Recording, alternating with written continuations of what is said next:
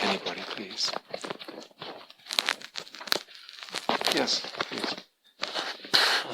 So I'm just curious. I like the momentum of my practice is very much from kind of the emptiness practices, and so when I'm working with an image, it can be hard sometimes to preserve the appearance of it without it fading into a kind of equality or sort of vacuity, So sometimes I feel like I wish there was like a sustain pedal I could just press and keep the image alive. One thing I was playing with that was just playing with lines from the Heart Sutra, the form is emptiness, emptiness is form, and changing the word emptiness to imaginal. So I have form as imaginal, form, and so on. And I found that kind of helped a bit in keeping the imaginal quality alive of what I was experiencing. So I guess I'm just wondering if there was any other suggestions around. Yeah, that's a really interesting question. Thank you, Podrick.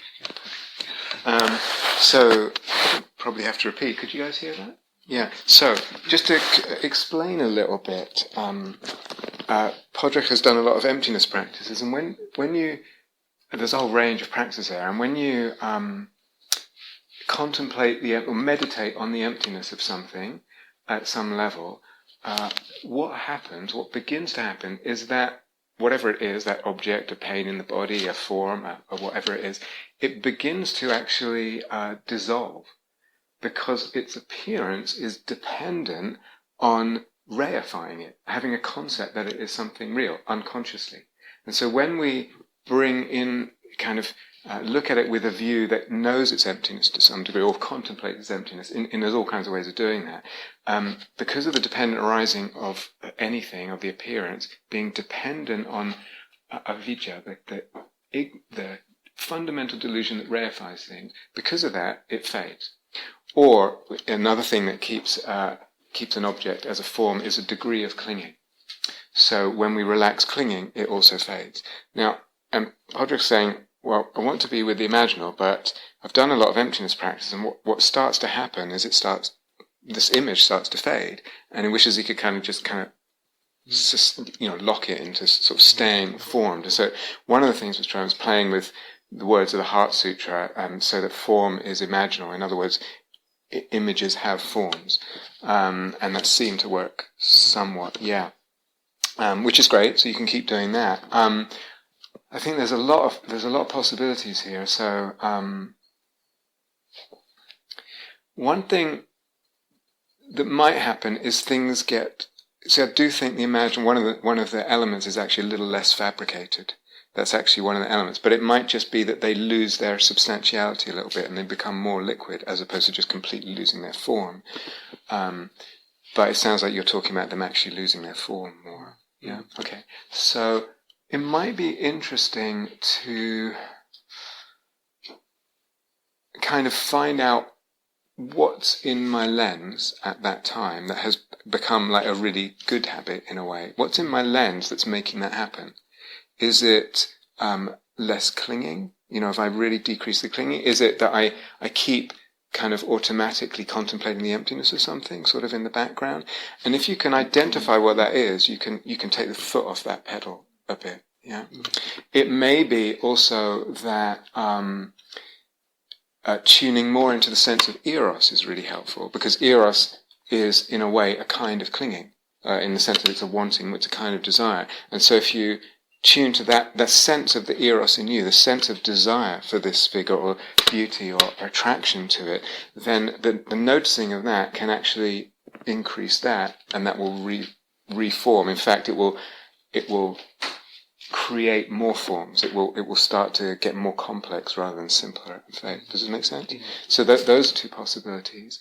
It might be also just a matter of what am I tuning to? So what we pay attention to, oftentimes what we pay attention to,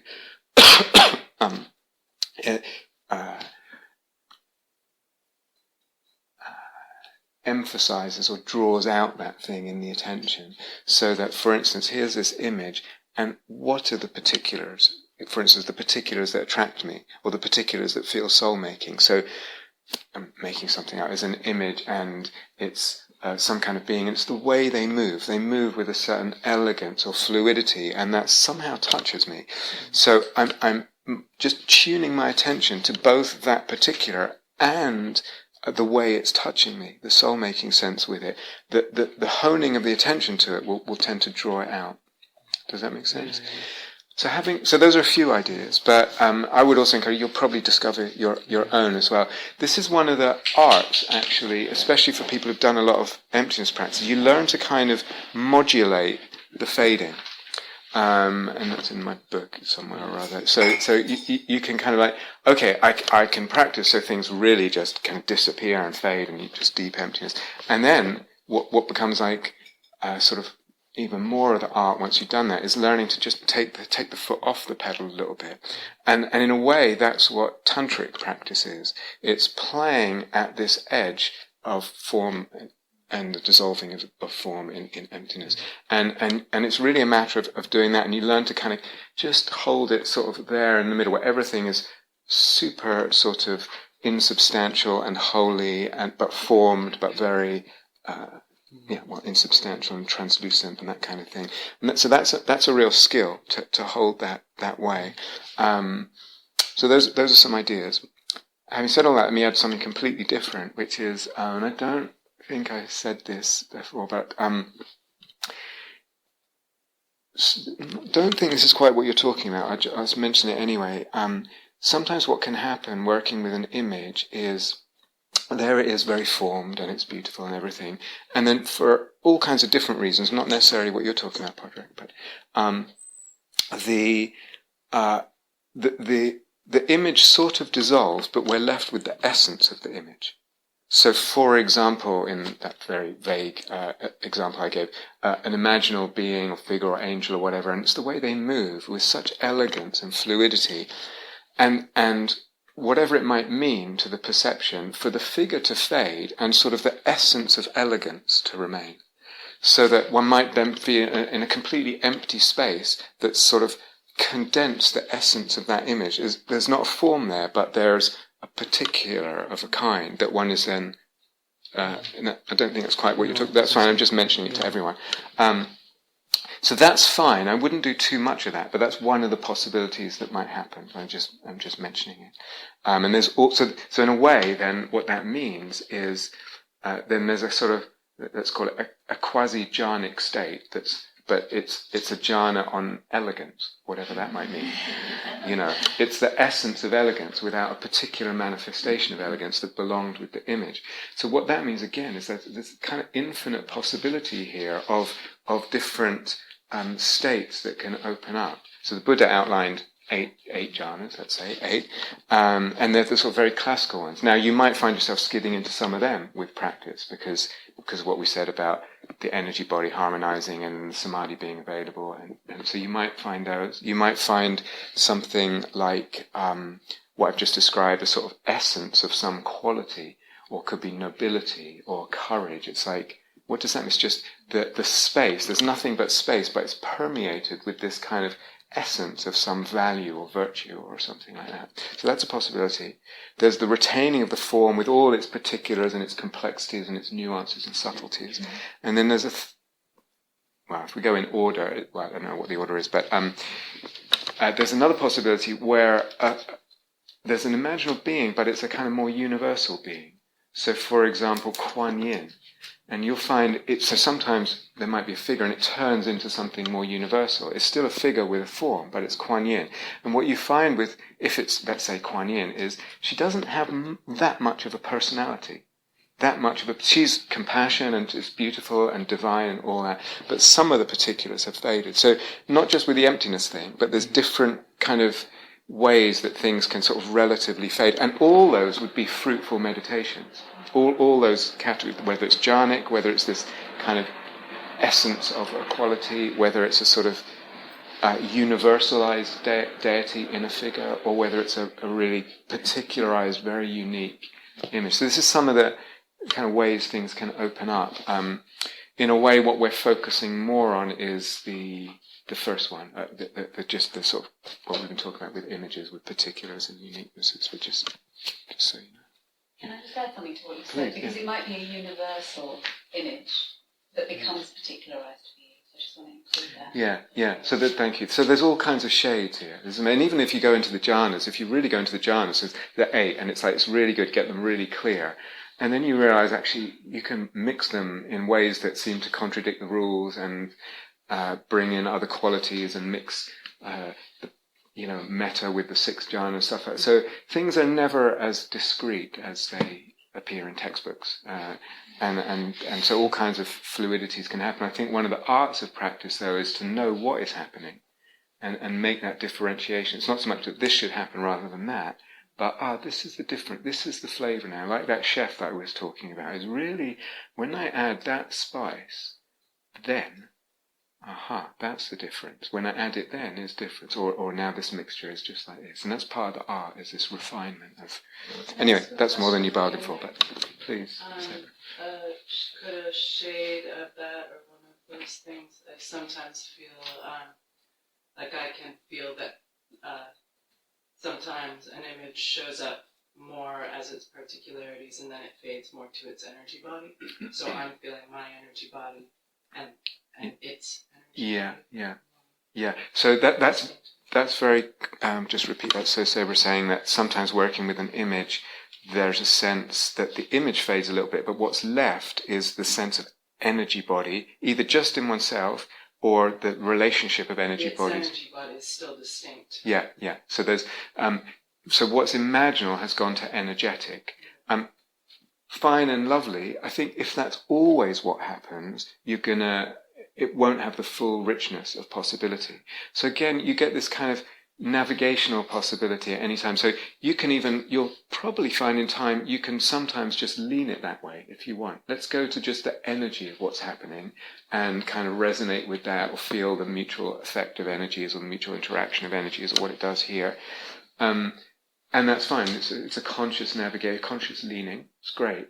But in that, a lot of the other particulars have gone from the image. The particular kind of beauty, for instance, or what touches you in the soul, touches you in the energy, maybe shades of emotion, etc. So it's a choice, and it's great, and it's a great thing to kind of play with. But in the context of what we're doing, if you want the whole, availability of everything, I probably would make sure I'm not kind of doing that kind of all the time, or even most of the time. Yeah, it's just one of the possibilities. Does it? Yeah, great. Do you want to ask something? Yes, a follow-up question to what you were saying about discerning the different states or different qualities. Yeah. I find I can discern them as like A, B, or C, but I don't know what they are. Is that just a question of patience? Which different states are you talking about? She doesn't. Yeah, exactly. I cannot articulate it even to myself. So I just know, that's interesting, that's different. And I'm having a very hard time. Okay. But are you talking about something with images, or something where the images has faded and it's more of a sort of space or a state? Or... Okay. So,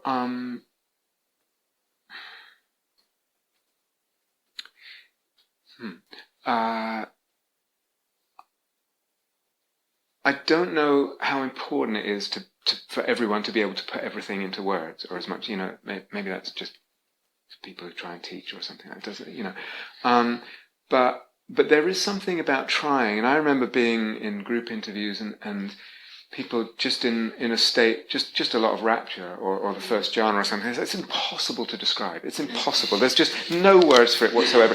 And it's like, go on, just try a little bit. Once you start just throwing some words at something, you'll get something, that's not quite right, that's right, that's right. And then someone might help you. You mean, yeah, that's a good word, And it starts to crystallize. So what we want is part of the trying a little bit. You don't. It's not like the be-all and end-all, but the actually trying starts to.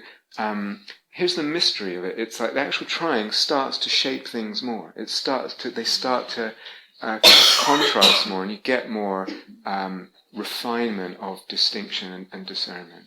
Yeah. I find that's what I've sort of been doing, choose different words and seeing whether they resonate. Yeah. And sometimes I hit, oh yeah, that's that. Yeah, that's beautiful. But there's an infinite number of words. There are, especially if you start adding Greek and things. So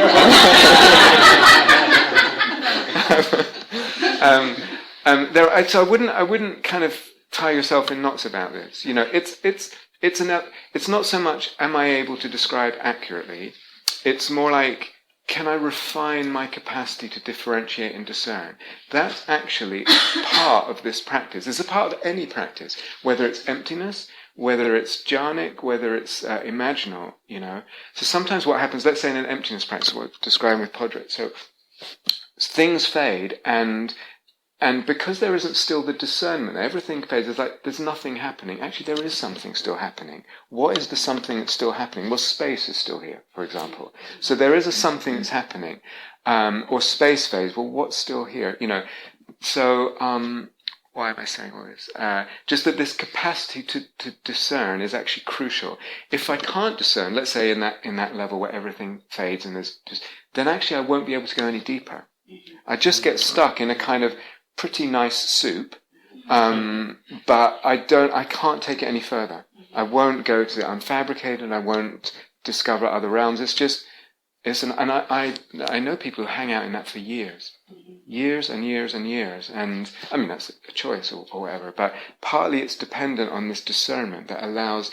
Now if we talk about eros, part of what eros does in relation to, I realized this morning, I realized that I didn't finish a sentence, I think. So there was a small definition of eros, and the larger definition, it means, so that's the smaller definition of eros, but once it is allowed to do its thing, which means impregnate images and generate and create, discover shades and push the logos and all that. Once it's involved in the eros, psyche, logos dynamic, and that is going, then all that, when we say eros, actually all that is implied. You understand? So anyway, but part of that process, that eros, psyche, logos, when it goes, is making more and more discernment.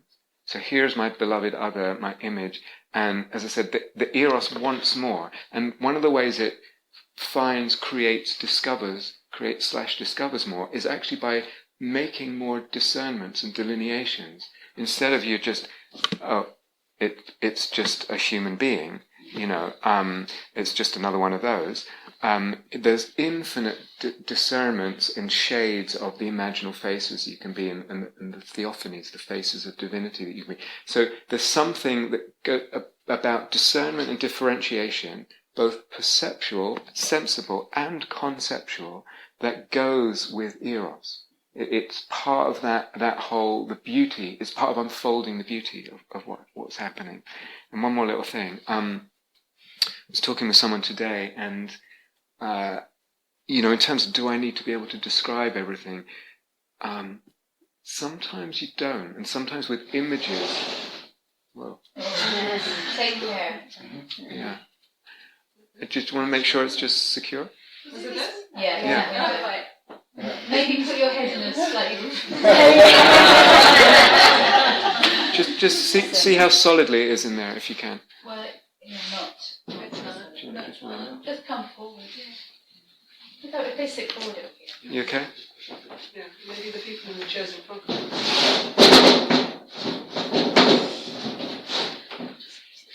Okay, thanks, Mike.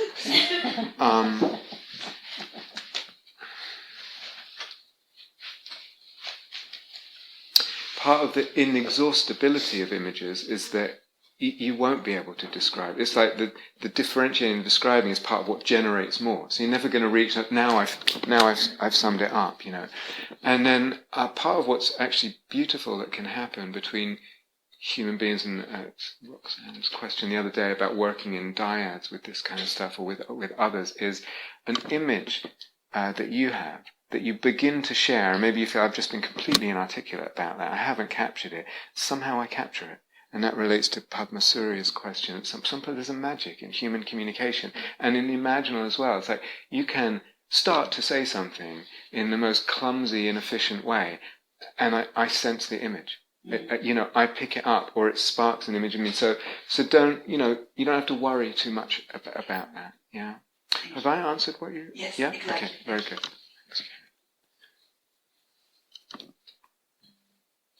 There you are. I was just wondering, when you're saying that we're talking about articulating different states, I'm just thinking about movement. Yeah. Yes, like sometimes I definitely feel like moving and then move, and there are other times when I suppose when I don't necessarily feel like moving, I wonder if movement it'd be worth going to movement, and also another time. I had my eyes open, which was very different from my eyes are closed, and there was a kind of residual sense of an image that I had contact with earlier, and then there were lots of movements that were coming. That your body was actually doing, yeah. But then the image, I guess it felt different because my eyes were open, but the image felt a little bit vaguer, but the movement. Yeah, a little bit vaguer, the image. Yeah. The image felt vaguer in a sense, in a way that I'm used to, I suppose. Yeah. But then the movement in the body felt sort of like an image, the movement. Yeah, very, very good. So, Mei was explaining that sometimes practicing with the eyes closed, sometimes with the open, sometimes a movement seems to go with the image, and she lets herself explore that movement, but then the image gets more vague often.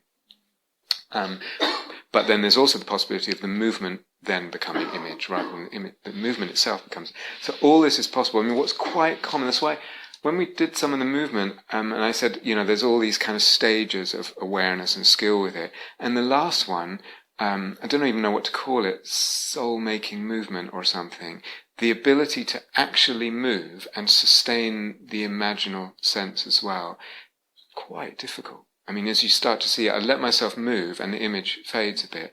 Then there is a different possibility that comes in, that my movement itself starts to become a new image. But even that's actually quite hard to sustain when you're actually moving. But I would just let yourself explore it all. There's not a right or wrong. Eventually what we want is everything and anything can potentially become image and soul-making. Not necessarily all the time or at the same time, but so it can be movement, can be just an image or whatever, yeah. And then there's this other possibility, which I don't know if you included in your question, of I think it's really, what can happen is there's the image, and I have a sense of the energy body moving, or my energy body feels the movement that the image is making, but physically I'm completely still. And in that mode, in that sort of in-between mode, I can retain the image and all the soul-making sensitivity. It's not so difficult. Whereas actually moving is, I find quite, and I think most people find really quite difficult to sustain that same degree of sensitivity. Yeah, it's almost like most of us are helped with a large portion of our sensitivity through the stillness, through the physical stillness. Yeah. Does that address what? Do you ever start with? Yeah, and in a way, some of I don't know if we'll have another session on this retreat, but some of the exercises we were doing was just start with the movement and see. It's like there's the openness of awareness and sensitivity, and it might be that I'm making this movement. It's either a subtle movement or gross movement, and the movement becomes image, or an image gets attached to the movement. So who's making this movement? Oh, it's a wrathful deity or whatever it is, So yeah, the movement can trigger. Image can come from anywhere, absolutely. Yeah, so sometimes I would, yeah, and that's really worth exploring. Yeah. Okay. Yeah. Okay. Roxanne. Actually, can I ask Billamy, because she hasn't yet? Is that okay? Yeah. Billamy, please. Yeah. Yes, please.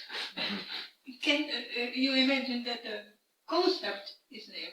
Yeah, thank you. Because the first question, there were several examples which qualified them as qualities and never used the word that they become image.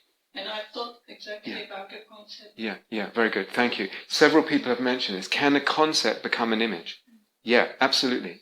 So, or another way of saying it is a concept gets soulful for us.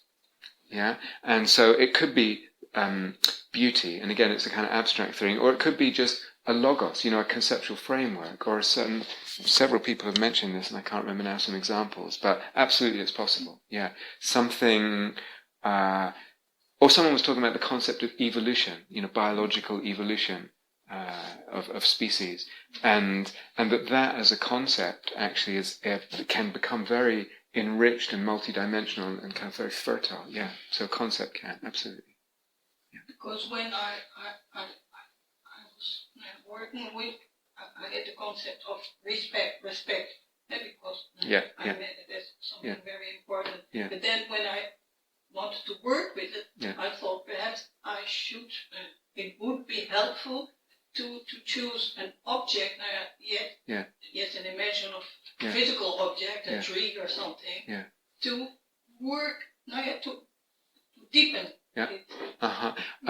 Maybe and maybe not, So again, I would let the soul-making be what navigates you. So it might be, I just have this idea of respect, and I don't really have any particular image or object that goes with it, but I can feel it working on the soul. I feel the resonance, the beauty of it, and that's working. And I don't need to I just let that stew and let myself be touched by it. And if images come, great. If they don't, great. It's already become a soul-making object, we might say. It's already, So that's really great, yeah. Roxanne, do you want to ask? Actually, it relates to what she was saying about movements. Yeah. I was thinking about sound. Yeah. We were playing with making sounds in the hall, and we don't usually do that outside, like humming or making noises. But I wonder if you can use that in the same way that you use movement or listening to sound to create soul. Absolutely, yeah. Again, there's just not time. That was one of the things I was thinking of offering you guys as that kind of thing. We may or may not get to it, but yeah, anything can. Basically, anything at all can become infused with soul, can become sensed with soul. Yeah, so it's making sounds, listening to sounds. Then there's the whole mystery of, look, we have a voice, and what do we, what happens with our voice? What gets communicated? All the mystery of communication and kindness and insight and ideas and beauty and connection. And it's happening, the larynx and the throat, and there's mystery there. So even just the sense of like taking up the mysterious sense of this vocal capacity. And again, maybe it's vocalizing that allows you to connect with that, and maybe it's being quiet, just similar as not moving and letting the energy body move, that puts you in touch with that. Does that make sense? But yeah, try all of it. And sound, certainly, and I've shared lots of images where birds and things become infused with a soul-making sense, and the sound becomes imaginal in all kinds of ways, interacting with the body and beautiful things, yeah. So the possibilities are literally endless, I think. So just open the doors and play, and see. Is that okay? Good. Okay. Well, I don't know. How are you guys doing? Some of you may need to go, or. Yeah, keep going. Okay, simple, please. It's just a silly small question. Did you consider using the term icon for an imaginal image of the imagination instead? At any point, so did you? Yeah. Why not? Why not? I used it, so far I think I've used it, I think I'm said in the whole once, in contradistinction to narrative image. But basically, yeah, it's the same thing. And so an icon is an image, and anything can become an icon in the sense that we're using the word imaginal image. Yeah, absolutely. So you would badly upon somebody using? No, and there's a whole...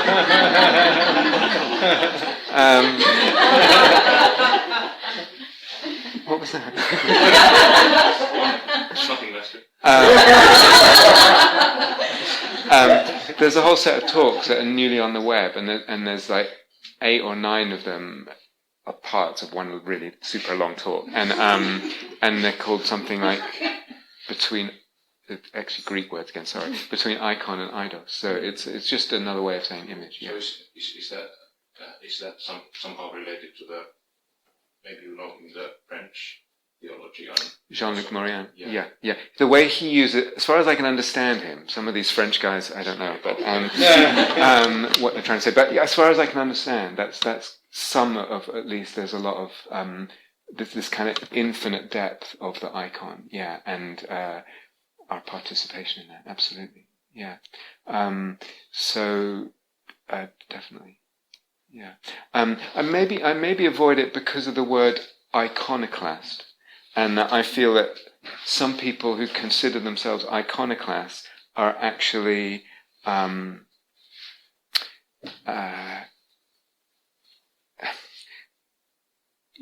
Jean-Luc Marion has this word to contrast icon with idol, IDOL, and actually we're interested in destroying that as something that's reified and it has flat and has a depth. But some people who call themselves iconoclasts are maybe not really iconoclasts so much as just that.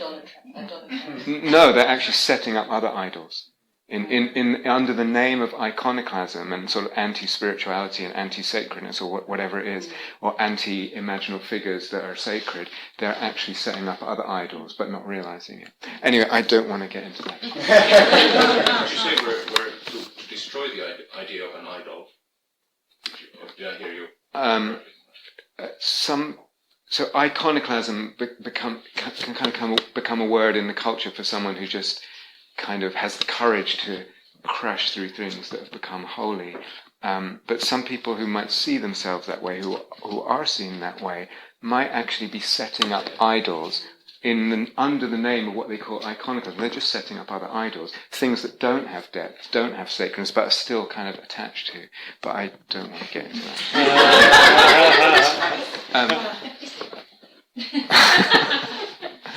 Just a very short okay. Yeah. It's related to this. Catherine talked about it, I think, yesterday. You said you don't really like the word imaginal, and you prefer sensing with soul, which is the new term. And I find it very, very helpful. Good. Because as like you said many times, it's not just about images. But images get so stressed here, and I got confused with it because I'm more tactile. Yeah.